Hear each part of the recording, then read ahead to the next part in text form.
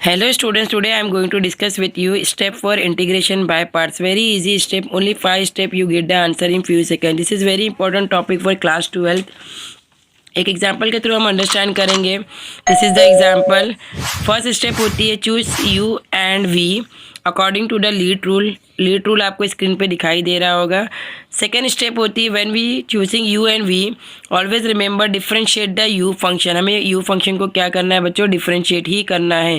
Third step होती है integrate we function, और वी फंक्शन को हमें क्या करना है बच्चों, इंटीग्रेट करना है. फोर्थ स्टेप होती है हमारी substitute all values into the formula like U, derivatives of U and integration of V into the formula.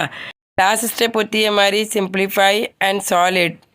Hope आपको ये 5 स्टेप क्लियरली अंडरस्टैंड हो गई होगी. अगर आपको ये क्लियरली अंडरस्टैंड हो गई है तो please write on comment box. और जिन्होंने मेरे चैनल को सब्सक्राइब नहीं किया प्लीज़ सब्सक्राइब माई चैनल.